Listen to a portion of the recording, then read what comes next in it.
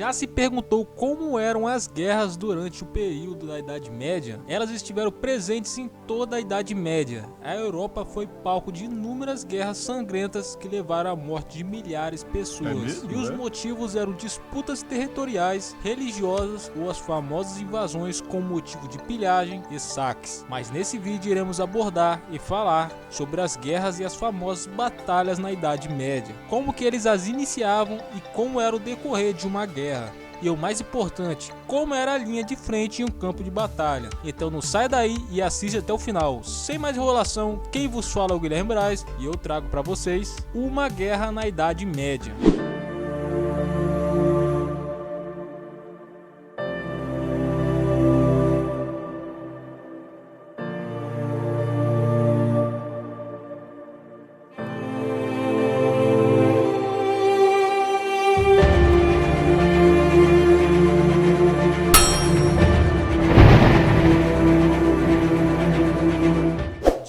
Esse vídeo em 4 tópicos para ficar mais simples, didático e mais elucidativo possível. Eu já vou avisando que o terceiro é o mais impressionante de todos, então fica até o final e veja. Primeiro, quais eram os motivos para iniciar uma guerra na Idade Média? Como eu disse na introdução e repito, poderiam ser vários motivos, desde que a reclamação parecesse legítima, a não ser que fosse um viking ou um mongol, né? Mas se não fosse o caso, supondo que, por exemplo, o país que você quisesse atacar fosse muçulmanos, eles usavam a reclamação de libertação por religião, modo bonitinho de falar, conversão forçada. Os muçulmanos costumavam fazer isso muito. Esses eram os que eles usaram muito para iniciar as famosas cruzadas. Mas supondo que os outros reinos fossem, por exemplo, cristãos como você, a solução era achar um antepassado em comum para assim criar uma reivindicação por algumas terras daquele país. Esse era o mais comum, pois na realidade todo monarca na Europa tinha um certo parentesco ou um ancestral em comum, porque era muito comum casamentos para fortalecer mais a união dos reinos e para a proteção mútua de ambos reinos, mas que poderia também ser uma faca de dois gumes, você vai entender logo. Uma outra reivindicação que poderia acontecer era quando um rei era excomungado pelo Papa. Os motivos poderiam ser vários, como ser um apóstata ou quebra-tregas,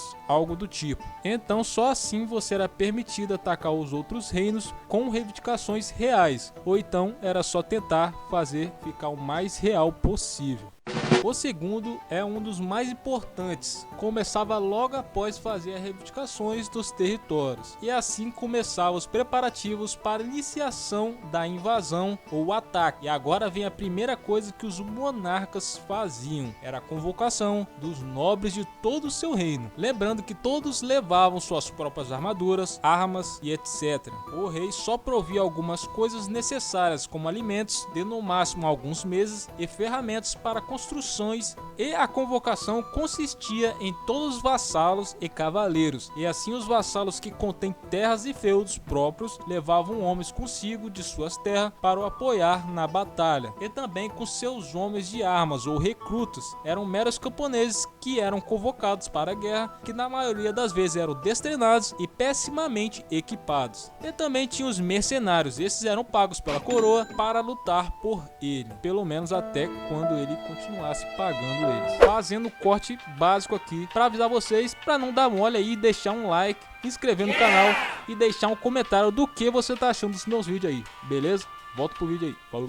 Agora vem o terceiro, que esse é o mais impressionante de todos, pois vamos falar da linha de frente da batalha. Então vamos supor que está tudo preparado para o ataque, todos convocados, certo? Agora eles vão combater. Então como funcionava dentro de um campo de batalha? Realmente são como os filmes que vemos uma bagunça doida, um para outro para cá, porradaria desenfreada, chute na cara, tapa da mãe? Então sinto muito em dizer, mas não eram assim, pelo menos geralmente não. Se você parar para pensar, por que iriam fazer isso? Não. Já parou pra pensar nisso? Não tem necessidade, cara, é perda de homens à toa. E não é igual o jogo de videogame que você spawna toda hora. Se você tem contingente, por exemplo, de 15 mil homens, se você fizer isso em toda batalha que você lutar, na terceira você terá menos de 1000 homens te seguindo, se não tiver desertado também. Então, assim como hoje nas guerras atuais, eles pensavam muito em poupar o máximo de vidas possíveis, e as batalhas as batalhas consistiam geralmente, é claro que cada batalha tem seu jeito, como por exemplo terreno e outros fatores, mas de regra era que eles ganhavam terreno pouco a pouco, pedaço por pedaço. Eles não saíam correndo igual loucos e nem a cavalaria fazia o mesmo, avançava na frente da tropa adoidado. E ainda por cima eles colocam nos filmes os arqueiros jogando flechas nos aliados. Isso é loucura, cara. Só coisa de filme mesmo. O que realmente acontecia era essas fileiras de agrupamentos de soldados dos dois lados aproximando um dos outros, ganhando terreno até eles chegarem frente a frente e assim começavam a se atacarem. Nada de afobação, nada de movimentos fúteis, apenas estocadas e defesas dos golpes. E agora vem a jogada. Isso pode durar até horas. Então agora que eles usavam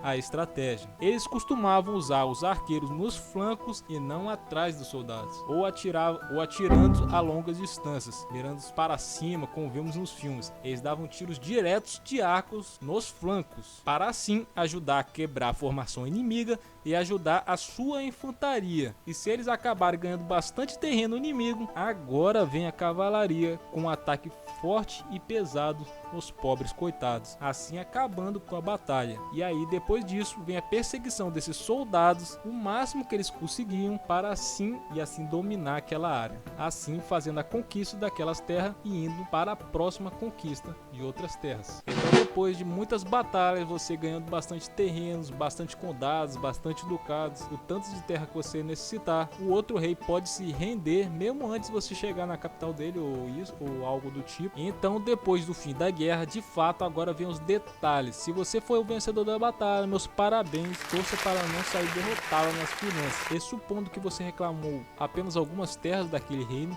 e não o reino inteiro, o rei inimigo negociava uma rendição e o vencedor faria seus pedidos para aceitar a rendição. E isso consistia em pedidos além de terras adquiridas, vinham propostas de casamentos, dinheiro e outras coisas de valor. E aí aquela questão que nós estávamos falando dos casamentos, é aí que surgiam esses casamentos que nas outras gerações mais pra frente que vinha a mesma bagunça de novo, porque essa pessoa lá na frente, o filho dele ou o neto dele, vai ter direitos a reivindicações dessa terra também, mesmo se perder no futuro. Então ele sempre vai ter essa baguncinha aí nas gerações seguintes com esses casamentos. É assim que surgia essas reivindicações por conta desses casamentos que aconteciam guerras, eles faziam um casamento e aí depois nascia o filho, o neto e fazia guerra de novo e assim ia, assim surgiam essas reivindicações, que era uma faca de dois gumes, né? Era importante para a época, mas que poderia ser prejudicial para ambos. E também, além de dinheiro e outras coisas de valor, viam também uma trégua firmada entre os dois por muitos anos,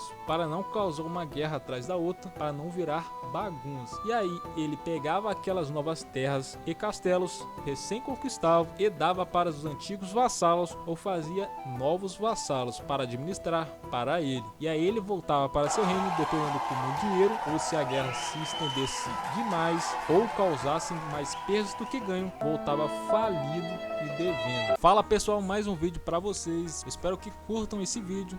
Se gostarem, peço que vocês deixem um like e para não perder mais vídeos, inscreva-se no canal e ative o sininho, beleza? E não esqueça de deixar seu comentário no vídeo, isso me ajuda a ter um feedback do que vocês estão achando e o que eu posso melhorar nos vídeos, beleza? Muito obrigado e até o próximo vídeo. Falou!